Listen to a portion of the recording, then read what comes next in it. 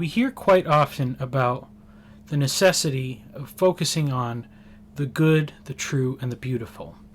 And for most of the modern age, truth and goodness were focused on quite heavily, especially in the church and in Christianity, whereas beauty is more difficult to define and more difficult to emphasize.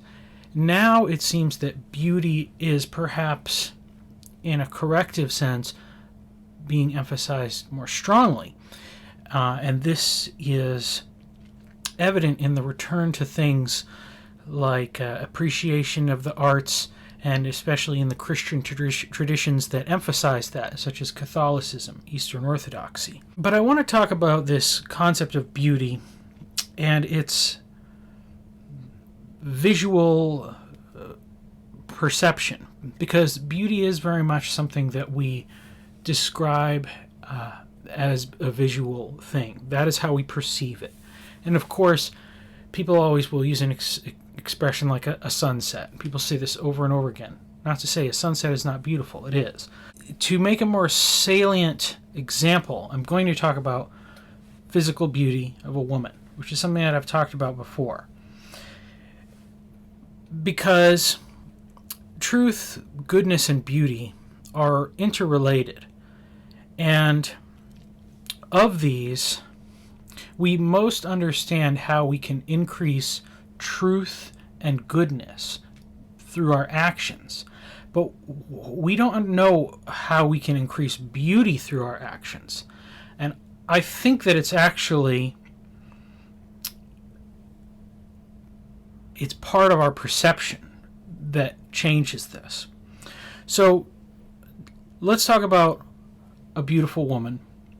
And I won't get super focused on the details like I did with Jordan Peterson, but whatever concept we have of a woman that we consider to be beautiful, a young woman with a nice face, a nice figure.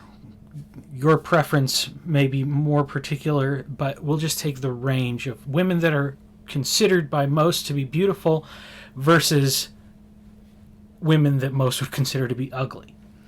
Now, that beauty that we perceive with our eyes is really only as beautiful as we think it to be if it also contains those elements of truth and goodness.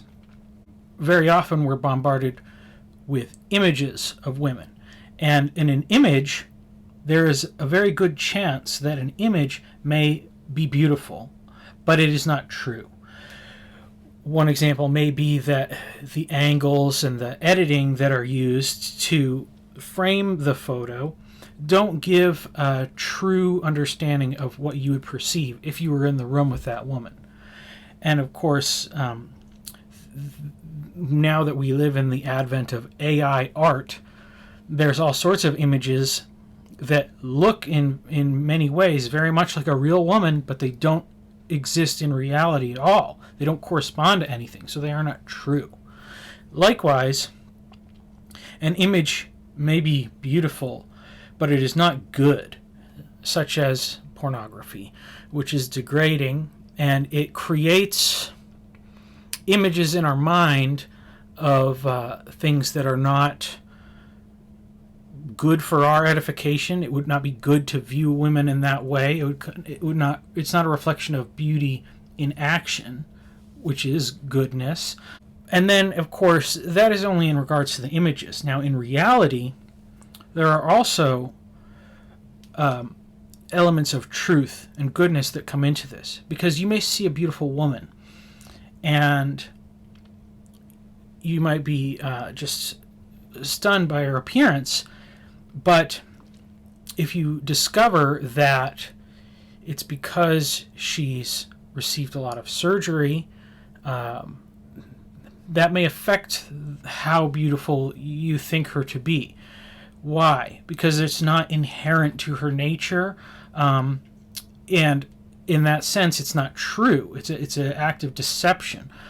And this could even include to the point where now we have people who look very much like beautiful women, but in reality are biologically male. And that is not true. That's not a true person that you're looking at. And the fact that they are not truly a woman takes away from their beauty. Now, in Hollywood, you would have an example of this, but perhaps let's just consider that a person is a faithful, waiting until their marriage to consummate this relationship, and right before the marriage, the man's standing at the altar, and the woman says, "I have a confession.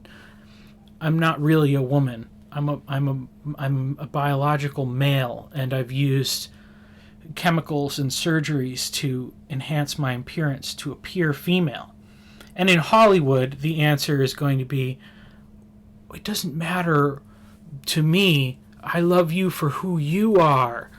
But of course, in reality, virtually every man would be highly disappointed in that. And instantly, his perception of that woman's beauty would dissipate. When he looked at her, even though the visual he sees is the same, instead of seeing a beautiful woman, he sees a man who's deceived him, and he experiences pain. And it's not the pain of longing, but it's the pain of betrayal. Similarly, if a woman confesses that she's been sleeping with a guy's brother or his best friend or a whole bunch of people, she's been portraying something other than she's not in the character of her goodness. When he realizes that the goodness is not there, the beauty dissipates. And of course, we can also just have an experience perhaps of just people look attractive, but they have a terrible personality, or maybe they are upfront with those values. They're not deceptive. The truth is there, but the truth is that they live a lifestyle that is repulsive to you and destructive, and they are unashamed about it and no desire to stop doing that. Well, then your ability to have a relationship with that person is severely limited. And therefore, your perception of them as being beautiful is going to be affected. And there's a really great podcast with this guy who worked for a long time in the pornography industry, who really reveals that even in the creation of these movies, the people who are literally physically there and are physically performing the acts are simply acting. And so the fantasy and the experience that a person may have of that lifestyle does not exist anywhere in reality. It's all lies. Which, of course, is why many do not consider pornography to be beautiful. But of course, contrasting these elements of beauty, goodness, and truth, there's some other ones that affect us as humans. Because God alone contains fully what it means to be beautiful and true and good. And humans, everything that we do is finite. And that finitude is balanced across three other categories of time, potential, and sacrifice. And so I want to consider something like surgery. Plastic surgery. Is it good? Is this a good thing? Yes and no. Potentially, it could be. Because there's been many people who have done valiant deeds, soldiers wounded in battle, and they come home and they're disfigured, and surgery is able to repair some of their appearance and help them to function in a better way, more normal way.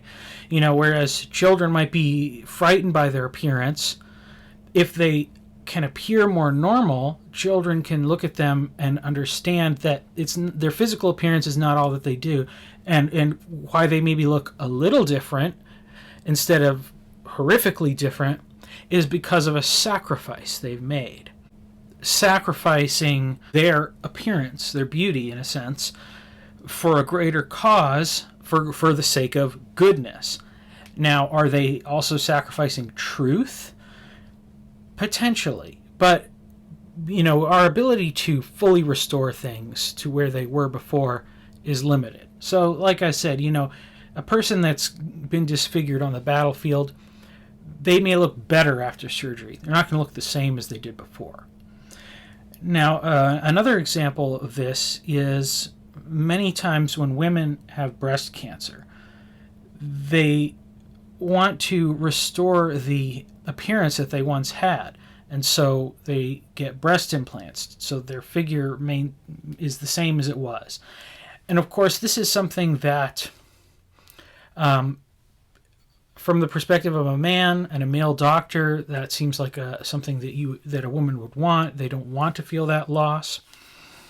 But I actually knew a girl who was young, only in her early 30s, a beautiful girl who had breast cancer at that very young age. And she ended up having surgery and then had breast implants to restore her figure because that's what she wanted to look like. But that procedure actually made her very sick. And she discovered that there's actually commonly side effects, toxic side effects to having something implanted in your body. It's not natural. So, in an effort to make something more beautiful, it's not good. It's not good for the body. And of course, there is the effort of it, the fact of it not being truthful.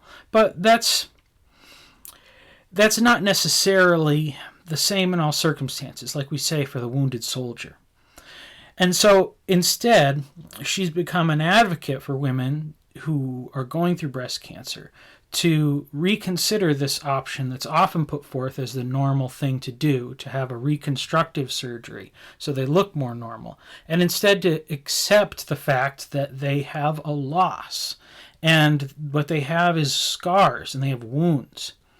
Now, we've actually seen a lot of these wounds on places like Twitter because of young girls who are having their breasts removed. And this is being celebrated as a good thing, but it's not because there was cancer. It's not because of unhealth. It's because they're deceived into believing that they could become something which they cannot, which is to become a man. And no matter how hard they try, a woman cannot become a man cannot become a woman. A boy cannot grow up to be a woman. A girl cannot grow up to be a man. And there is an act of transformation when a girl becomes a woman, when a boy becomes a man. But because we have criticized that and we've downplayed it and we've said that it's not good, we've created a lot of confusion in the world. And I would say a lot of people are sacrificing not only their goodness, but their truth, obviously, and their beauty because of this. Because despite the appearance of a few that are able to deceive, the vast majority of these people will not be better looking or more attractive as a member of the opposite sex. And there's been some harsh, cruel responses to people who are realizing that. There was a young girl who was complaining because she's got a receding hairline like me, and she's 21 years old. She took a bunch of testosterone, and then thinking that it would make her into a manly man, and it just kind of made her look like a average couch potato. And that's tragic. But the fact is that we all have some of these scars because we exist in this frame of time with a beginning and an end, and at any point, the moments on that scale are basically, they don't even exist. It's already the past. And so a woman may be beautiful on her wedding day, but that beauty won't last. It won't last for any woman. However, if a man is there in her life and appreciates her, and appreciates the truth and the goodness of who she is, then in his eyes, he will continue to see beauty. Not because it's the same as it was, and it's not deception, he's not deceived by what he sees, but he begins to see more beauty in the character of the woman.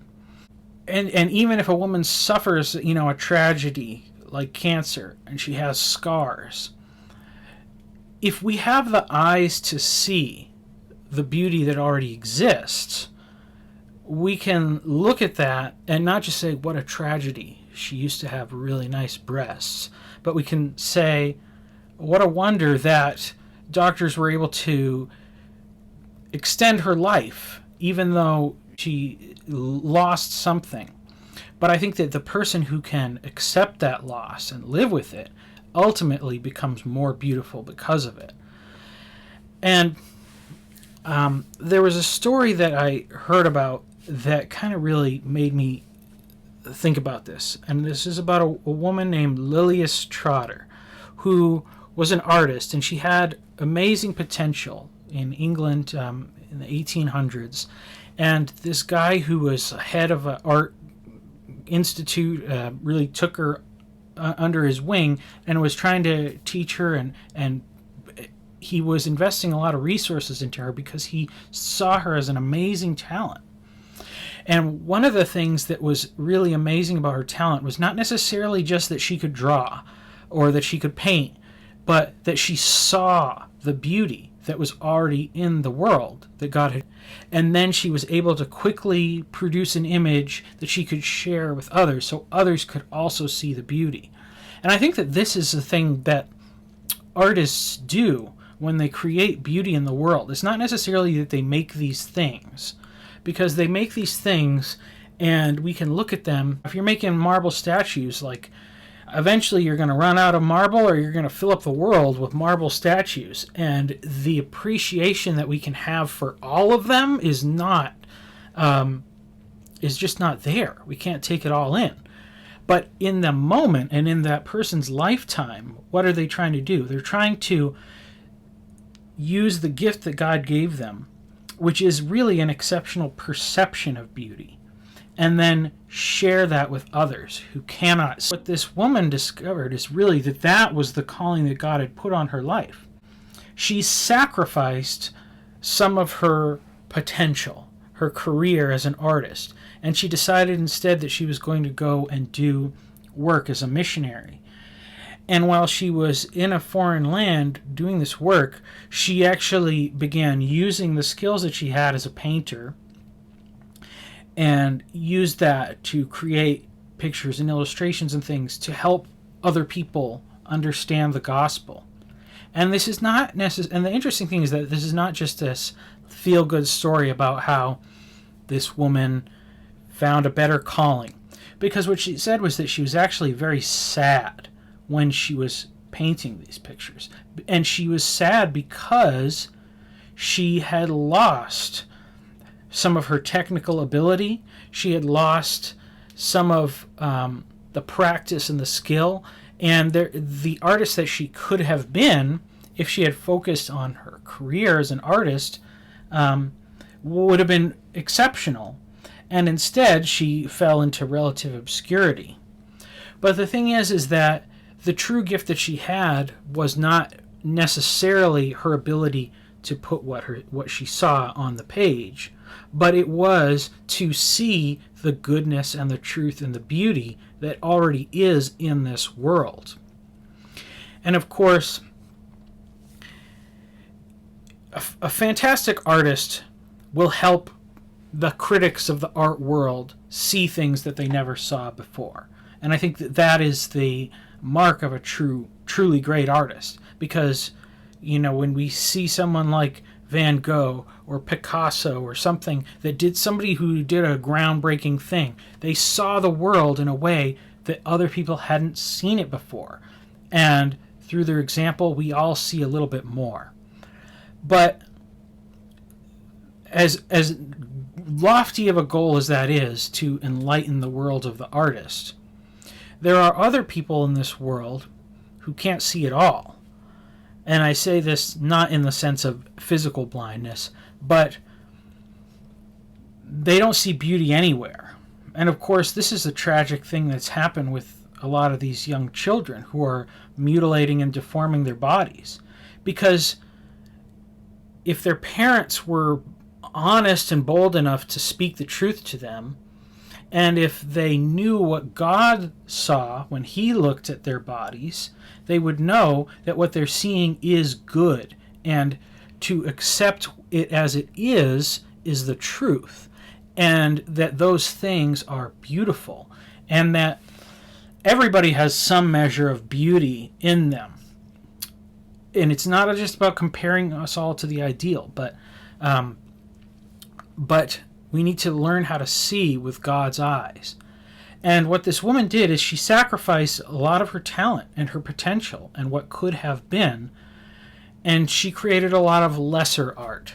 But that art was used to show people not only the beauty, but the light by which beauty can be perceived. And that light is what we are called to bring into this world. Now, there's some debate about these transcendent qualities, and those who follow Thomas Aquinas would say, like, God not only has beauty, but He is beauty, and He not only has goodness, but He is goodness, and He is truth. Truth, the Bible says, is one thing that God is. But the other thing that it says He is light. God is light, and it's only with light that we can see anything at all. Because when the light is gone, we all become blind. And if we're blind, we can't see anything as beautiful. And that is the condition that a lot of people in the world are in. But what this requires is a balance of these ideals. Because we can't only aim just for the pinnacle. Maybe some people can. You know, there's a handful of Michelangelos and people like that who create something at a pinnacle. But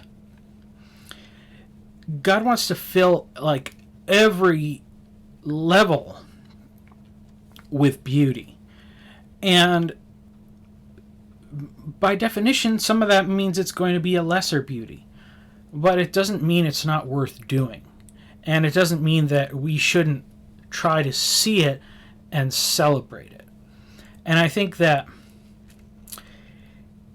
in this concept of how do we make the world a better place, beauty does play a big part of it, but it's not about creating beauty, it's about perceiving it. And when we perceive it, that makes us more beautiful. And then that will make the world better. It will bring with it goodness and truth. So hopefully that makes sense and it's useful to you.